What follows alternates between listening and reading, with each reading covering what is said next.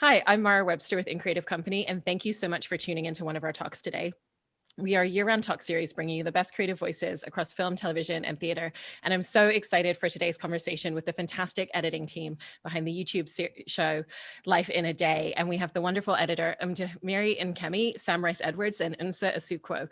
And the first thing that I wanted to ask you is really just how you took this incredible volume of footage. You had 324,000 submissions that people sent in, all filmed on the same day, and what that really looked like when you first got this gargantuan amount of footage to start just even going through, watching everything, and then really cataloging it so that you really had an understanding of what the different themes and the different tones of each of these pieces were going to be, so that then you could start curating it down for the film itself. That's a big question. Big question, yeah. Who wants to go for it? Well, I'll just kick it off, and I guess you guys can add to it. But it basically came down to having a huge team of people who were all amazing, and we had to give a lot of trust to them to like narrow down the footage and help get it into a amount of hours that we could watch ourselves. So I think they went through, and there was a big reviewer team. I think at one point it was 70 or 80 people, and their job was sort of the front line of watching the material. So there was a rating system that Kevin made up for the first Life in a Day, of basically rating things 1 to 5. 1 being no one should ever watch this again, 5 being this absolutely has to go in the film. And so the reviewer team were rating stuff 1 to 5, and then also writing in basically sort of a tagging system of, this is a morning clip, this is someone eating lunch, etc. And so then they would narrow it down to I think about 400, 500 hours. That's the editing team, and Kevin would then sit and watch that 500 hours of the 4s and 5s, and then based on that, trying to work out what the film was going to be. And within the themes that you explore in the film, there's certain kind of broader topics that touch everybody. You've got birth, death, marriage, and kind of all those things that you would almost anticipate being part of the film. But then there's a lot of different other collections and moments that you bring together. So once you had those initial few themes and topics that you were looking for footage to pull together a brief curation and a moment within the film, how did you all and Kevin just figure out what were the other themes and topics that you wanted to explore throughout the film?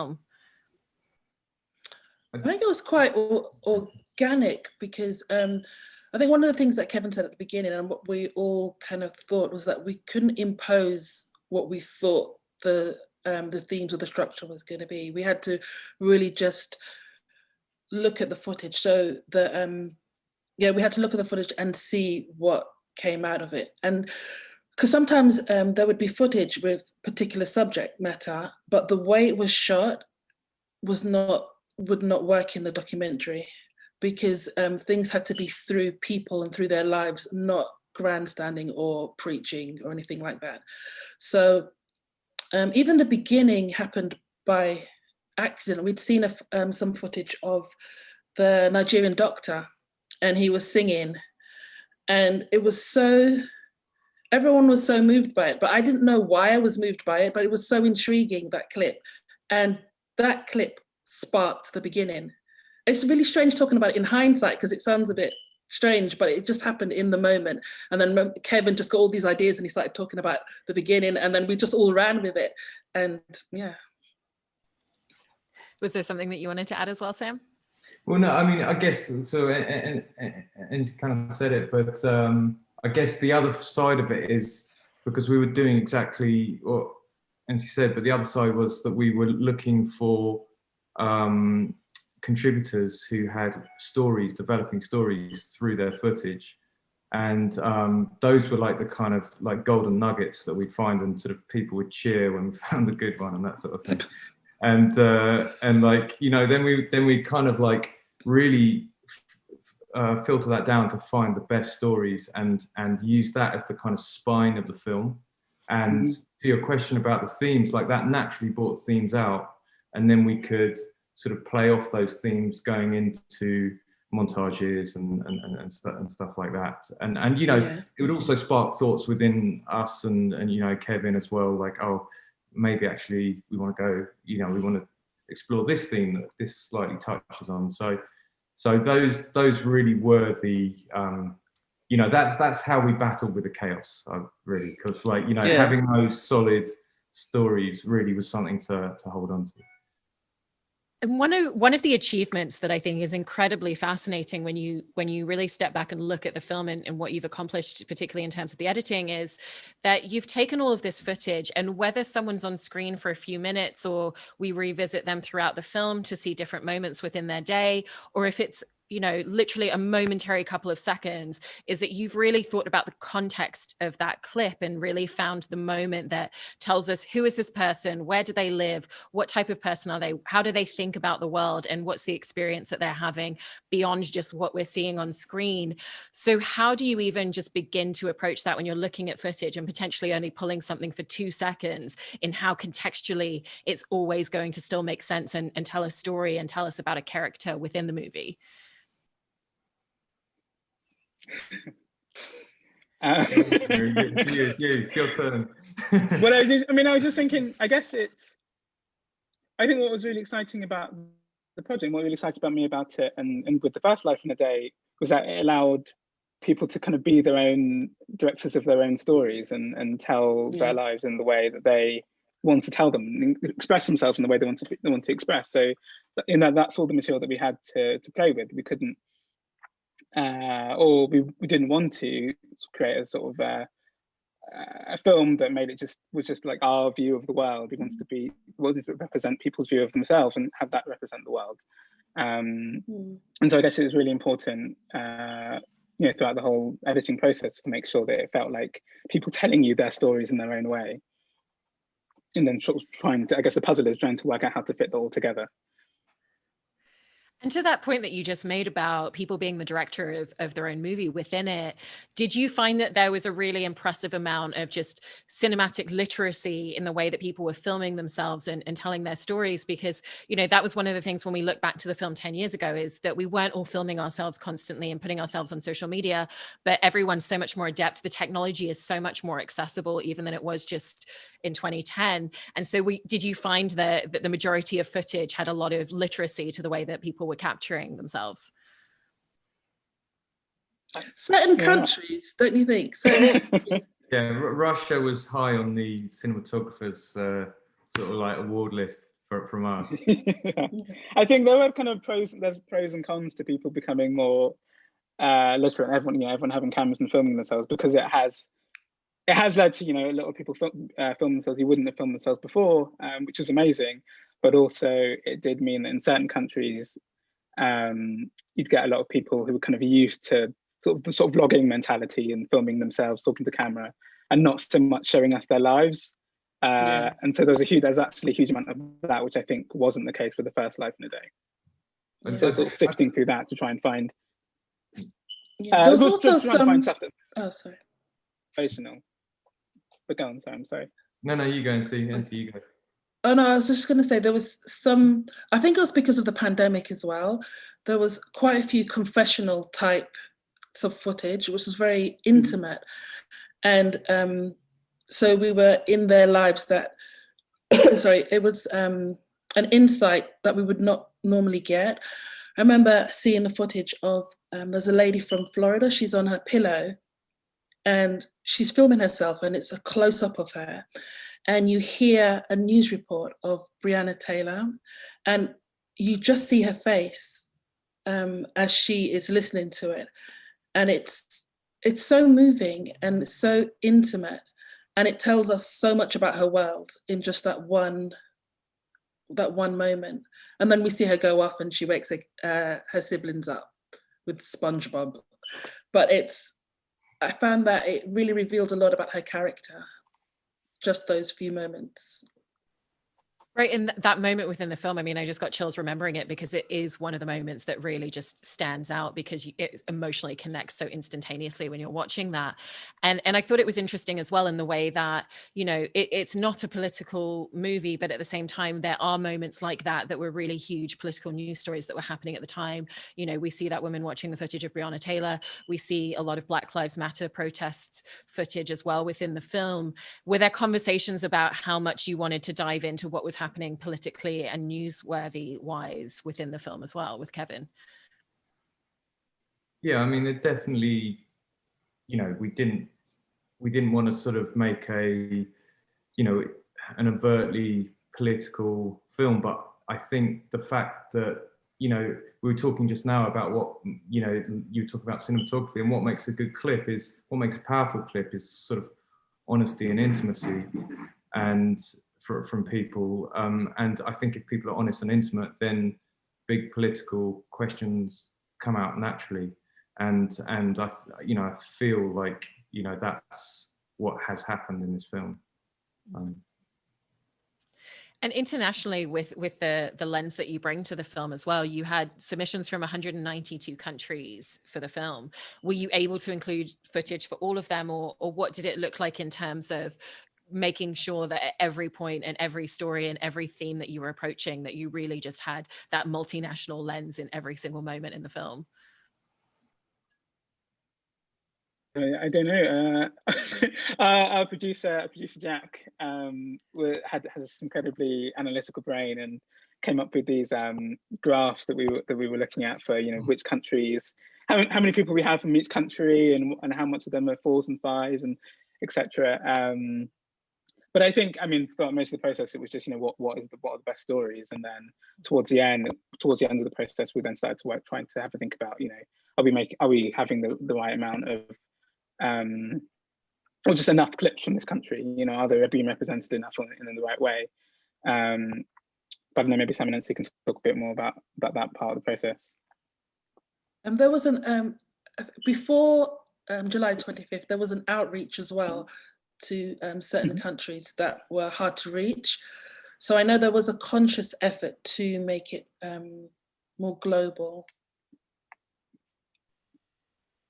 Yeah, I think the thing is that, you know, it's a film about the world and about humanity, and so you know, obviously it's important to express diversity, you know, on you know, in so many different things, but this diversity is at the center of this film because it is about humanity. And so, you know, we were conscious that if we didn't, you know, if we fell short on that, the film wouldn't work.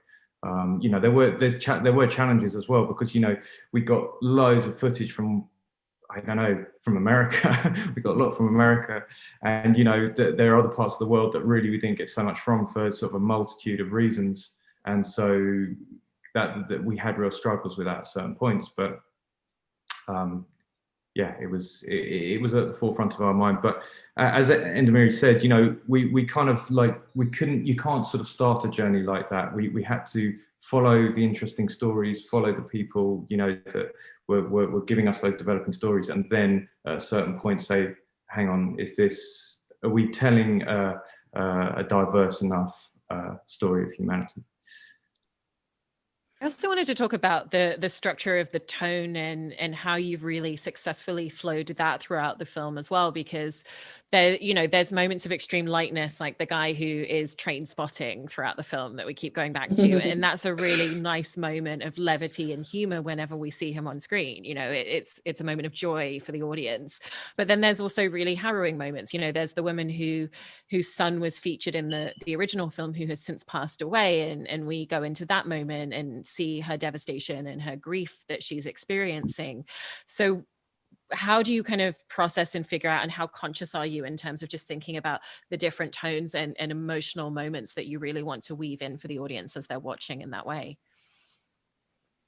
I mean, I'd say you guys probably agree that's the hardest part of the process, was that structure, and nailing that down, because, you know, eventually we had a narrative that worked and the story made sense as an overall journey, but then tonally things would suddenly feel weird, and you'd put moments of lightness next to moments of darkness, and it wouldn't juxtapose in a sort of in a good way. So then you'd have to go back and then work out, okay, how can we tell this narrative in a slightly different way that allows those moments of happiness to flow together, and then to lead up into a sense of sort of the more harrowing things. And I remember a big conversation we had was trying to work out, because it was 2020, there's a lot of harrowing things that happened that year, and that was, I'd say, probably the majority of the footage, or at least the strongest stories, the most emotional, intimate stories were the ones that actually were quite sad.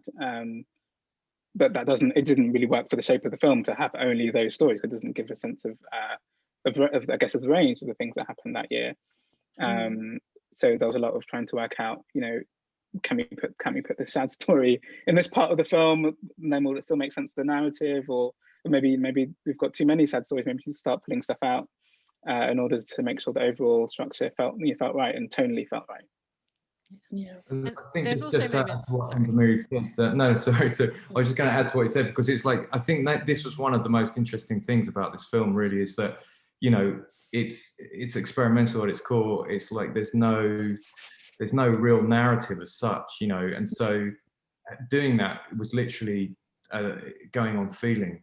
It's like, does it feel right or not? And because there was there's no narrative structure to really hold on to, so we just, when it didn't feel right, we just had to change it around with it until it felt right. So that's kind of was the process.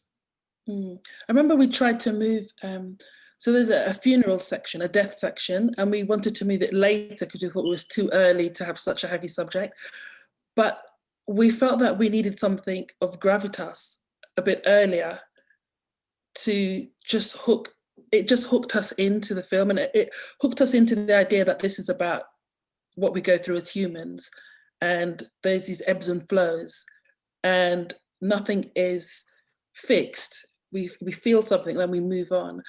And even there was a scene where a dead body is being washed. It was a ritual, Islamic ritual, and originally we had that in the death sequence, and the reading of that scene was much darker. It was different when it was there, and then we moved it to where the job section is, and it just took on a different meaning. You started to look at the ritual of cleaning and how the care of the body, and it's strange because it's the exact same scene, exact same cut, but just moved and shifted in a different place. You focus on a different thing. So that was part of the difficulty as well. Just slight shifts here and there would change things. And so we had to keep going back and forth and really finessing and refining and working out what the best flow was. And getting stuck as well. Yeah. Getting stuck a lot. Like there were areas that, I mean, the ending was a bit something. Sort of, not the ending, but just the sort of run up towards the end, the last sort of 10 minutes that we really got stuck on, and we tried all sorts of different things, and it didn't work, and sort of eventually we got there. But there were some problem areas for sure. I guess it's like once you start building those stories together, and then working out what the themes are coming out of the material, and then putting those together into sort of mini sequences, then we'd have these mini sequences that would really great and would work so well on their own. And then it's the next piece of the puzzle is like then trying to work out how those sequences then fit together. And I think that's when we started to fall into some molds. I'm also incredibly fascinated at your relationship with the music composition team, because, it always goes hand in hand with editing, but especially when you're looking at a project like this, which has so many finite cuts, and the pacing of the music really has to fit in with the work that you're doing. Was that a slightly different shift in dynamic in the way that you worked with them to other projects that you've all worked on, just because of the specificity that was required and the fact that you were just continuing to finesse this footage, probably right down to the last minute? Yeah, I don't know if it was massive. I mean, I don't know if it was massively different to other films in that, you often have a lot of communication with composers, but definitely music is sort of central to this film. and there's a lot of music in it, you know, in a way it's a kind of musical, you know, really, and the music is a big part of moving us through these different themes and giving us the sort of the flavor of the themes. And so as we were saying, because there isn't a traditional narrative, that was one of the things that we could sort of hold on to. So, you know, we would just, you know, do a lot of work with temp and try and find bits of temp that had the right feeling, and then there would be the sort of back and forth with the composers. But actually, you know, they were still working after Picture Lock, so yeah, so we still had some nice surprises after we had finished our bit. And given the incredibly unique dynamic of what this project was, and a lot of the skills and tools that, you know, you already have as editors, but it was asking for you to use them in slightly different ways just because of that volume of footage. Like you said, the way that it wasn't necessarily telling a specific narrative in the traditional sense. Were there projects for each of you that you suddenly found yourself thinking back to that had been a really great opportunity to learn certain skills or enhance certain tools of your own that suddenly you found really coming into play and were really, really beneficial and useful to you in working on this project? It's a tough question. No, it's a good question. I'm just thinking, yeah. Like every project, isn't it? Every project feeds into every project you do. But I don't know. Does someone else want to go on that? I'm going to have to think. Yeah, I mean, I guess I feel, I'm just going to repeat what you said now, but I feel like everything I've done, you learn something from, even if it's not, like whether it's a technical thing or a creative thing or just, you know, in how a certain person thinks. And then that can all be applied. I guess it's the one film where you get to apply all of those skills you've learned, because it's a film that includes everything and encompasses everything, or hopefully. So yeah, I guess it's a bit of everything. I guess there's a huge amount of, I think Sam said earlier, about instinct and, you know, just what feels right, putting one clip next to another, that you sort of have to learn to rely on quite a lot, and then but then also to a certain level intellectualize it, because you are then explaining to the, you know, to the viewer team what makes a good clip. We had to there were multiple conversations where we had to explain what is it exactly that is a 5, and how do you differentiate that from something else. And so you kind of have to work out. You spend a lot of time. I think we had a lot of conversations trying to work out ourselves, like how do we exactly say what, you know, what is a 5, what makes a clip stand out. Yeah, because we found that we couldn't be too literal, because it's not a set of ticking lots of boxes. It's but you want to give guidelines, but you don't want to be too restrictive, because people need to bring themselves to what they watch. Yeah, it was really tricky. It's hard because you know, it's like trying to categorize something. I mean, there were lots of we'd actually, like, what was really kind of out of order sometimes was, you know, the poor reviewers were reviewing hours and hours of this stuff, and you know, every now and again, because they you know, that was a really hard job. So sort of slightly interesting. They tended to kind of mark it up sometimes, and then we would get the stuff through, and sometimes we'd be like, what, you know, this is not a cool start. I'm like, you'd be writing back to them, going down and calling them, what's going on, and poor guys, you know, they were getting really demoralized by this. So we kind of clocked onto that at a certain point, like, oh, hang on, we're being far too harsh here. There, you know, we hadn't realized what a difficult job it was. So we found our balance. Yeah. But don't you find that it was weird as well? Sometimes things were marked a 2, and they were gems. Yeah. It's that, yeah. Sometimes the mundane was just beautiful. But it's funny, you can sometimes, some things that we ended up picking out, we only picked out once we had sort of built part of the film, you know, and then we saw something and we were like, that's perfect, you know, but there's no way, or it was hard to see that, you know, without having the context for a lot of the reviewers, I think. So yeah, but they did an amazing job. Just want to put that in. Yes, hugely. Yeah, nowhere without them. Do you know how many editing cuts there ended up being throughout the entire film? Do you mean like actual cuts on the timeline? Yeah. No, I don't know. Question. Well, do you mean versions of edits, or do you mean? No, just like within the final version of the film, like how many cuts there are, because it's astronomical. No idea. You can rewatch the film tonight and count it.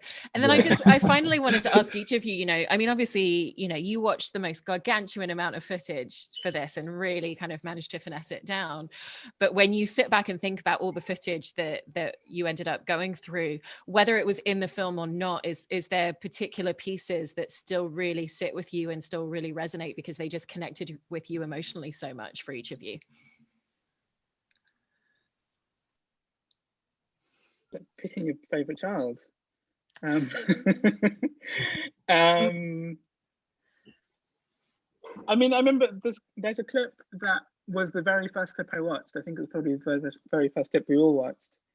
That I remember being really moved by, but then thinking, they're trying to basically over sort of logicalizing it and going, okay, well, this is just the first clip, so I'm sure we'll get stuff that this will end up being the bottom of the list. But it still sat with me throughout the whole time during the edit, and I'm really glad it worked its way into the film. It's of a mother with a sort of prosthetic arm, like bionic arm, and she's using it for the first time. And you see her sort of pouring this bottle of water into a glass and showing her daughter. And there's something that was just so sweet, so sweet about it, and just the intimacy with the daughter, and just how genuinely excited she was about it. I remember being excited and being like, great, this is the film we're going to make. Yeah, so it's just really stuck with me. I think for me, there's this old Italian guy, Dino, and he's the one clip of him that's in the film is he's the old guy trying to put on his glasses, and he takes a long time. I mean, I fought for that clip. I mean, it's no story, but there's something about it really moved me.